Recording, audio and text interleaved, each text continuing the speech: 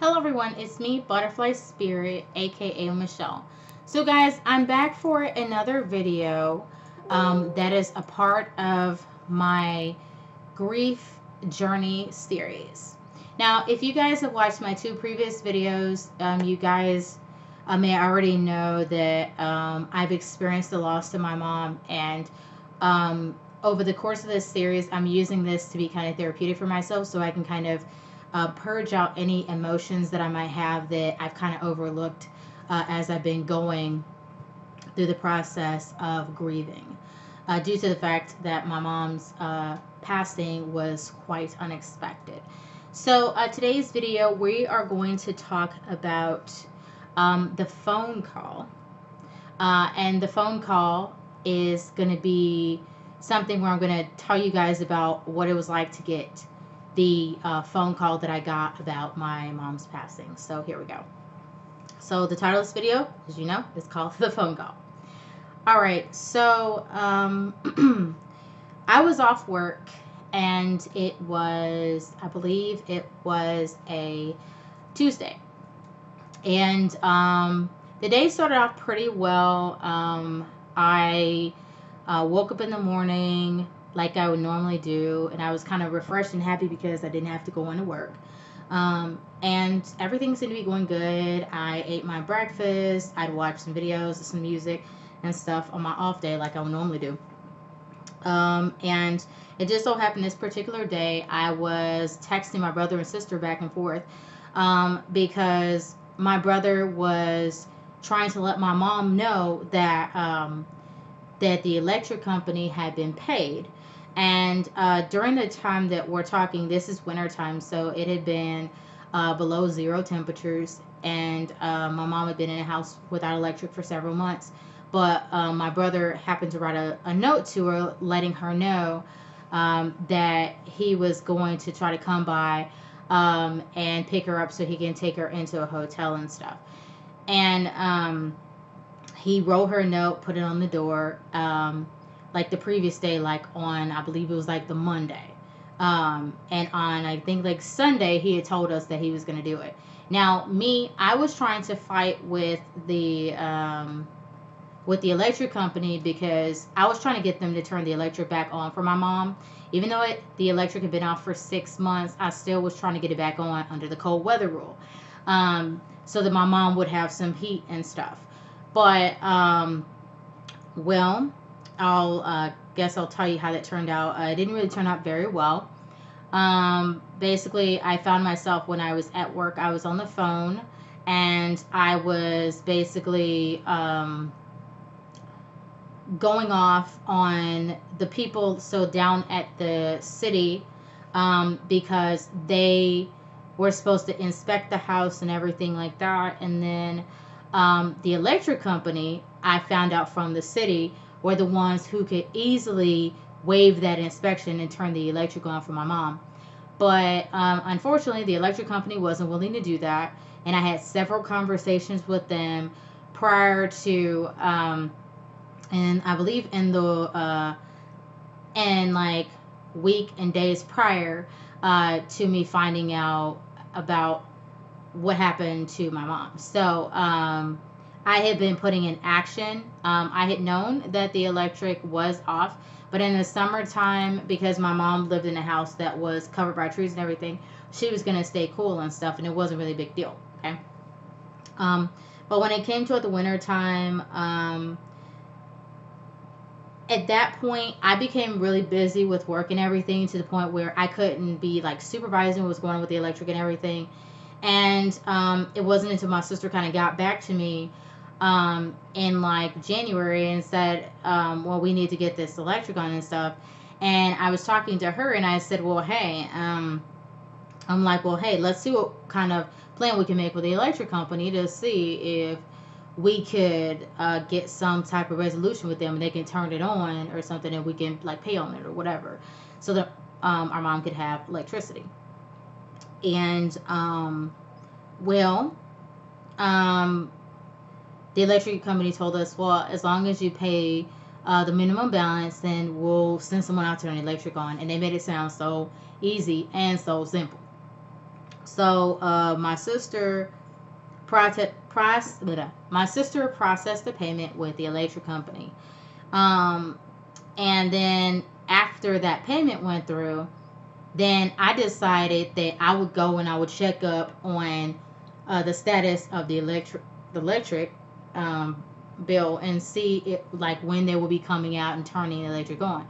But when I called the electric company back, they said to me that they would require an inspection to be performed on the house first before they could turn the electric on. Now, this is something that they should have told me prior to that, but they didn't tell me that. And that made me upset. And like in the like following weeks, I was like talking to my brother and I was talking to my sister and I was like trying to figure out what kind of plan, because since my mom was suffering from like religious trauma syndrome, then she wouldn't want anybody coming in the house. And the religious trauma syndrome made it so that she was very distant, and she believed all the stuff the church said, that she shouldn't associate with sinners. So she considered me and my siblings to be sinners and stuff. And so she didn't want to be around us, and she believed hook, line, and sinker all the stuff the church said about what a good Christian does and this and that. And whenever I'd have conversations with my mom, when I did get a chance to have conversations with her, when my car could get me over there no problem, and times when I didn't have to work, then I talked to my mom about things like I talked to my mom about going through miscarrying. And at first when I told my mom that I had been pregnant, she was happy. But after I told my mom that I miscarried, she was happy with the part of me being pregnant, because she said it was a blessing that I was pregnant, right? But when I told her, well, Mom, I ended up miscarrying, she didn't say anything. And I noticed how she, the good stuff was associated with a blessing, but the bad stuff wasn't associated with, God or Jesus or anything like that. And I was like, well, if Jesus is the one that supposedly wakes people up, or God's the one that wakes people up in the morning, then wouldn't they be responsible for me miscarrying? Because seriously, I almost lost my life to miscarrying. And like I bled so much and everything like that. So it was pretty bad. I bled for hours, and I was in the hospital and they were not helping me. So I noticed kind of how like my mom really didn't have much of a response to how to handle me miscarrying, and she just looked really sad and stuff. And I kind of like just knew that she was kind of lost for words when it came to me, like losing a child,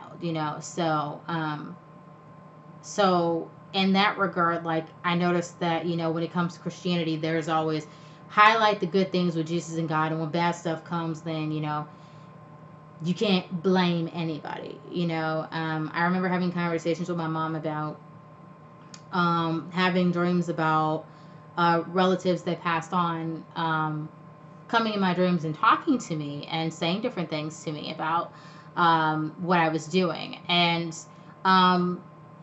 to me, it was to me it was awesome that they were still reaching out to me, even though like they had passed on. And I know that spirits can contact you, because we're still spiritual beings having a human experience, but you have to be working on your third eye in order to be able to get that kind of connection. Now, I wouldn't consider myself like totally psychic or anything, because my eye is not fully open, but I have worked on in the past, so my eye is strong enough so that I can at least have contact with them, even if it's not like perfect contact.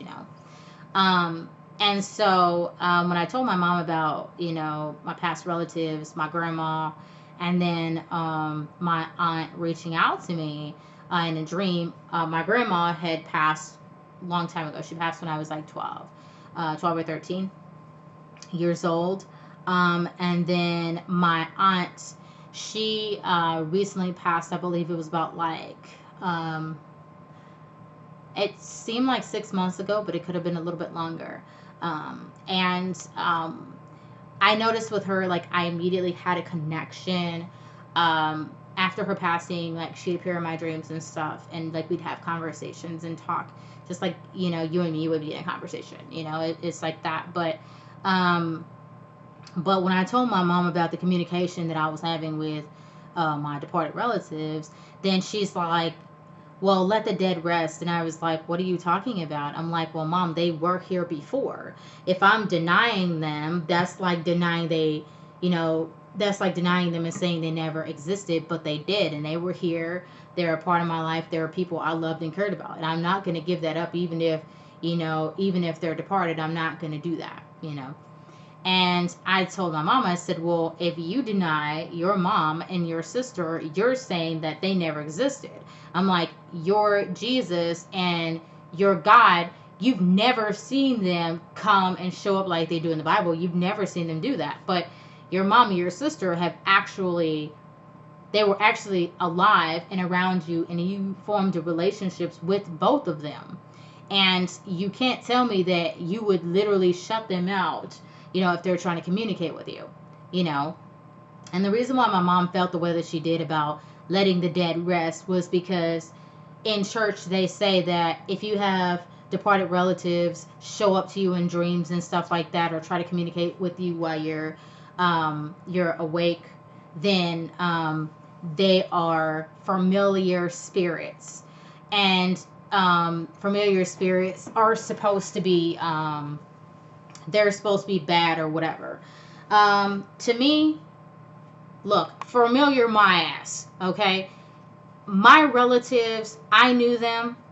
I loved them. I cared about them. I shared conversations with them. I knew them for years. Ain't nobody gonna tell me that you gonna have some familiar spirits, okay? They're not familiar spirits. They are people who I loved and cared about. And if they want to communicate with me from, the other side, if that's what they want to do, hey, that's fine, okay? So, my thing with her, and like believing the stuff that the church says about, familiar spirits. But then I told my mom this. I said, well, Mom, you can't believe everything the church says. I said, the church has only been around for a set amount of time. They don't know anything about the afterlife or anything that happened before they got on this earth. They don't know anything about that. They just know about the here and now. That's pretty much it. And for you to believe everything they say, it's not going to help you. So I've had conversations with my mom like that. And, my mom was she was she was a devout Christian. She believed everything they said. But, my mom has experienced a lot of hardships throughout her life. And being a Christian has not helped her heal from that. One of the things is that my parents were married. And the marriage that my mom and my dad had did not work out. Because my father, he had several infidelities, and my mom, she was there to try to work things out with him and everything, and she thought that, that he loved and cared about her, but evidently because he was cheating with other women, then that was not the case. So that ended up putting their marriage on ice to the point where they separated. So they were married and separated, okay? So there was that.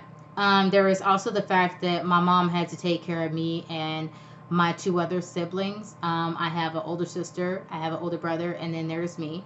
So my mom had to take care of us by herself. Even though she wanted us, it was still hard on her. And I would tell anybody that, dealing with kids, it's a hard deal. Now, people would tell me, oh, well, you don't know about taking care of kids or anything. Look, no, I haven't had kids. But I do know, based off of me being a kid and how much of a handful maybe I could have been, and maybe I didn't know that I was a handful as a kid, but as kids, you do a lot of stuff that can annoy the hell out of your parents. And there's a lot of things you don't understand because you're a kid. I've had my share of watching um, watching like young relatives that are in my family and stuff. Not often, but I've watched them. And when I did watch them, I could agree that that's not something I wanted to do. I've watched a couple of babies before. One was okay to watch, maybe for like maybe an hour, and she was quiet. But when it came to watching another baby, I was clueless about what to do. I ended up being on the team with my cousin, and she and I were watching this baby, and we were both clueless about how to put this diaper on, and we ended up like putting it on backwards when we both tried to change the baby's diaper and everything like that. I mean, we got the diaper on, it's just backwards. And so, I mean, uh, that on that day when my sister found out that me and my cousin put the baby's diaper on backwards, she told me not to have kids. And, I'm glad that she said that because at this point in my life, in my upper 20s, I did not have children. And I've gone through, a couple pregnancies, but they both did not work out. And I'm glad that I didn't have kids because if I did, um, I don't think I would have the freedom and the ability to even make a video like this. So I'm grateful that I have this free time, and also because of jobs, because I've gone through the hardship of not being able to get jobs too. So, um, and if I had kids, that really would have been a big strain. And not being able to get any peace or any sleep or anything because of kids and having to worry about my kids and the state of the world and how black kids are, you know, have a high possibility of being, harmed by other people, whether they be Christians, whether they be, police officers or whatever. I mean, today in this world, I mean, for somebody who's black is a pretty hard one, especially for black kids. You got some black kids who end up getting shot and killed in schools because of school shootings. And I don't think I could subject a child that I would have to that type of thing. Okay. So, um, I got off on a tangent about me basically because, I guess to give you guys kind of a little bit of perspective about me. But I just want you guys to kind of know, like, that, as I'm talking, like, I'm human and I think about, like, the consequences of different things, okay? Um, Now, going back to my mom, we were trying to get the electric on, and the electric company said no. The city that we lived in, the city hall, they said no, that they'd have to do an inspection. So my brother finally settled on the idea of saying that, okay, well, what'll happen? And this was in, I think this was like, um,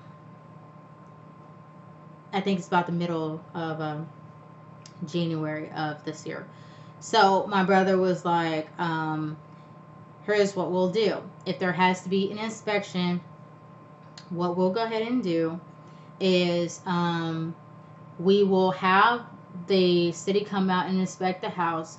And during that time, we'll take mom out, let mom go get a hotel somewhere. My brother is going to pay for it so that she can stay somewhere warm while the house is being inspected and stuff. My brother will be there while the house is being inspected and stuff. And basically for the inspection, they look around the house, look at the wiring, the receptacles and stuff like that, the upstairs, the downstairs, and then and the house that my mom lived in, there's like 3 levels. So they would have to like inspect the different levels, making sure that everything was safe before the electric was turned back on. And so what happened was is that my brother ended up scheduling I think that I think my sister was going to schedule the inspection instead of my brother. But since it was going to be really cold, I think toward um at the like the next week after the middle of the week of January, then my brother said, "Hey, on those really cold days, let's go ahead and get our mom into a hotel." And I know my brother would have been willing to pay for the whole week, for my mom to be able to go to a hotel and stuff while it was like really cold and stuff. And once everything checked out with the inspection, my mom could go back home. Okay. So so I think that my sister was gonna schedule it the week after, like the middle of the week, the inspection. I guess she was gonna do it on like a Tuesday or something, or whatever. And so my brother went. It was, I think it was the week or the following week after. I think it was the week before. Well, yeah, it's middle of the week. So like, let me see. I think it's like the week of. Let me go back on my calendar. Okay, so the middle of the week, the middle of the month, the week of the 14th was when I think my brother was. We weren't gonna schedule it then, like the inspection during that time, because like the weather was in the 30s and it wasn't that bad. So it was. I think it was the week. Goodness, I think it was supposed to be the week during the like January 21st, during that week when my brother was going to schedule the inspection. Now, I had written a letter to the city to try to get around them inspecting it and seeing if there was something else we could do. Could we have the house be inspected at some later date, like when it got warmer, like in the spring or something, instead of it being inspected during this really cold time and stuff. And the city said, well, no, we just have to do the inspection and stuff. And I told them, I'm like, well, my mom's sick, she can't do that. And my mom was going through having like a cold and stuff. And so that wasn't going to be something that they was going to be okay with. The guy told me at the city, oh, well, we just have to inspect it, and then right after, then everything checks out. In a couple days, the electric will be back on. So that's when we decided on the inspection. And my brother thought it would be a good idea to schedule the inspection. I think it was like, I think it was towards the end of the month. So it might have been the 28th when my brother finally, I think either my brother or my sister had scheduled the inspection. So on the 28th is when my brother had left a note for my mom telling her that we were going to get, that he was going to pay for her to get a hotel, and so that, she could be out of the cold and stuff. And then he left a note there on the door, and this is January 28th when this happened. And what happened is he left a note on the door, and he said he was going to come back. So he left it in the morning, and he said he was going to come back. And this is Monday, 28th, okay, when he left the note on the door. And he came back later that evening, and my mom still hadn't took the note off the door. And usually my mom checks the mail, but he noticed when he came back that she hadn't checked the mail. So he just called me and told me on Monday, like that evening, he just said, well, Michelle, he said, well, okay, I'll wait till tomorrow. Whatever day we can get our mom in the hotel, we can schedule that inspection in the following days, like one of the following days. And then while she's gone to the hotel, then we can have it inspected and stuff. My brother was like, I'll be there for the inspection and stuff. And so it was supposed to be below 0 temperatures on the 29th. So my brother came back, and he noticed the note was still on the door. And he told me that it was still on the, the note still on the door. Now, prior to him going to check, he said, hey, if, he told me like in text message, he said, well, hey, if she doesn't answer the door, then, we're going to have to get in there, and we're going to have to like go in there and see if she's okay, And mind you, yes, it was cold, but, my mom didn't answer the door, and my brother was kind of a little bit worried about what happened. So, my brother called my uncle to see if he had the key to the door, if my uncle knew of any way to get into the house, because my mom locked the screen door, and she she could lock the other door too, and to see if my uncle maybe had a key to any of the other doors so they can get in and stuff. Because to us, if the door was closed and locked, then there was no way to get it in. So my brother called my uncle, and they managed to. I think my uncle said he if anything, because how cold it was, he said, we're going to find a way to get in the house so we can see if she's okay. So, it was, let's fast forward to me. So I was here at home in my apartment right now. And it was about maybe, it was probably, it's probably like, I say about 11, well, no, might have been a little later. I'm going to say it was about 12 or 1 o'clock when I got a phone call. I'm going to just go with a little bit later at like 1 o'clock, because this would have meant that I would have had time to eat, get up, listen to music, and do other stuff, okay? So, what ended up happening was that my brother, I noticed my brother was calling me on my phone, and I was kind of like, I didn't think anything of it. I just thought that my brother called me and everything, and I was like, oh, he called me. So I saw my brother calling my phone, and I picked up the phone, and then I got the most horrifying news ever. My brother said, I got on the phone and I said, hello? My brother said, he's like, are you in a place where, you can sit down? I said, yeah. I said, yeah, I'm at home. I said, yeah, I'll just sit down. So he told me to sit down. And I sat down. I was like, what? What's going on? And my brother said, Michelle, he said, your mother is dead.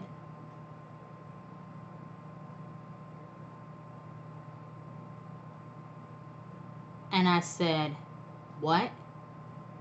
What are you talking about? What do you mean? He's like, your mother is dead. I'm like, what? Now, mind you, my mom and his mom, we have the same mom.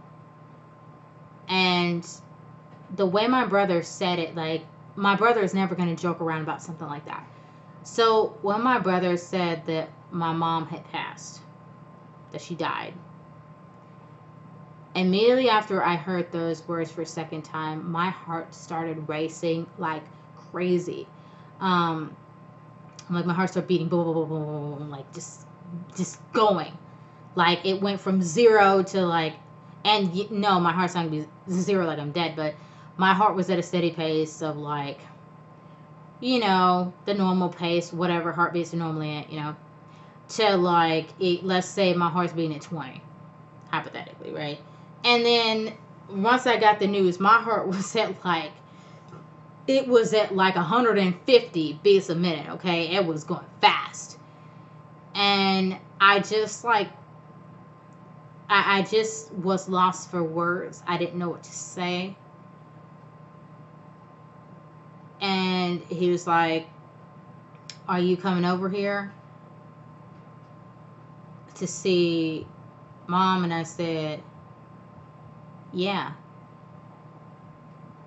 I'll come over there. And I hung up the phone. And that was not some news I was expecting to hear.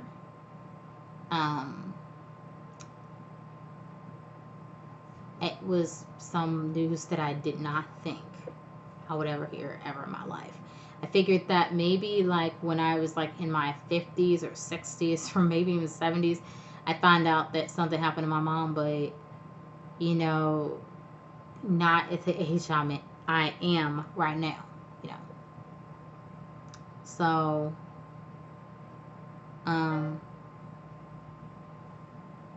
so after I got off the phone, I just sat down, and I was rather shaken, and I just kind of,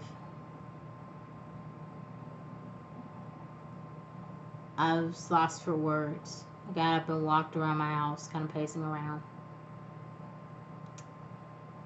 And I immediately got on the phone to call my fiance,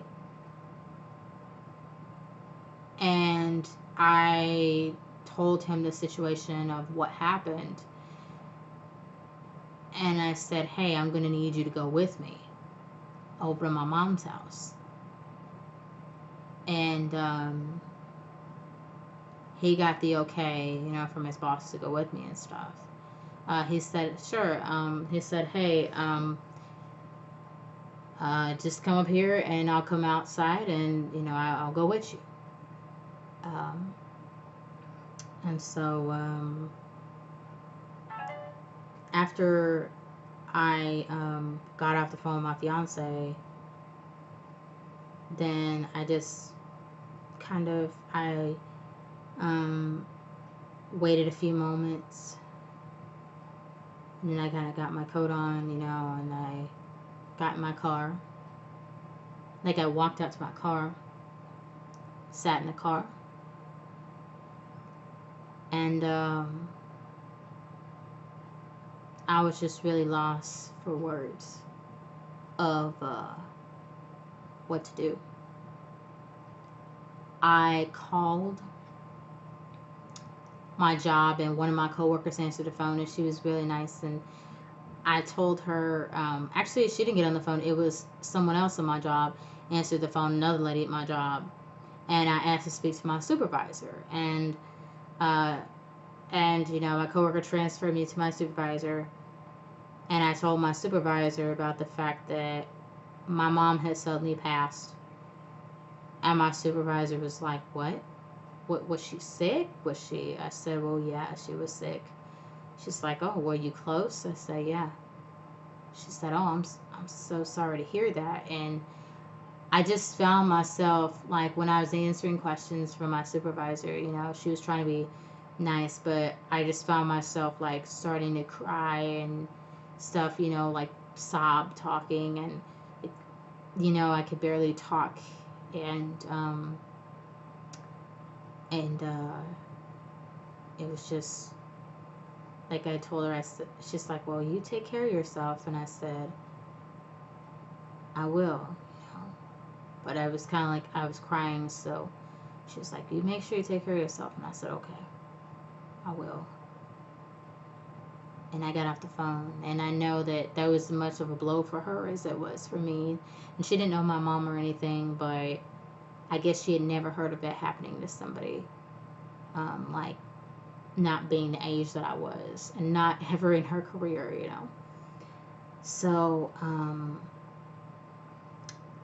after I got off the phone with my supervisor,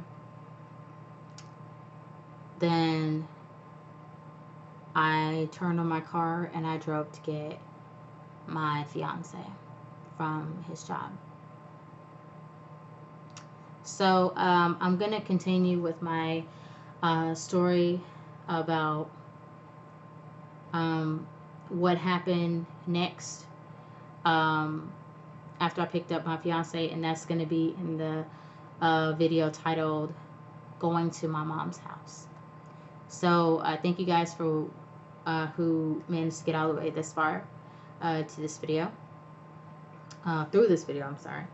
I know I'm not the best speaker out there, but I just feel like this is important for me to share this information about my experience about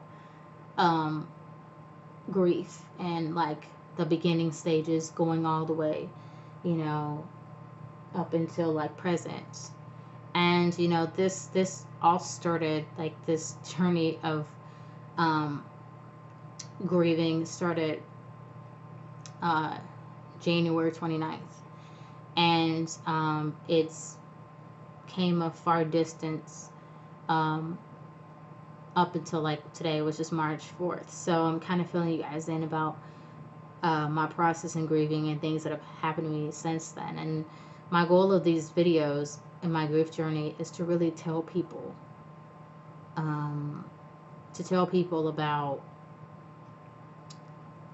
the stage you go through when you're grieving, especially when you find out like you lost a parent that you were close to, and so that other people could have a resource to come to, and um, someone out there who's experienced the same thing that they have. Even if it's not a parent, it could be a sibling, or it could be an aunt or uncle or grandparent or something. And I just hope by sharing my experience, it could be um, supportive for someone else who's going through what I'm going through. So I'll continue with my next video next time. The next video that I'm going to be coming out with as part of my grief uh, journey series is going to be called Going to My Mom's House. So thank you guys for watching, and see you in my next video. Bye bye.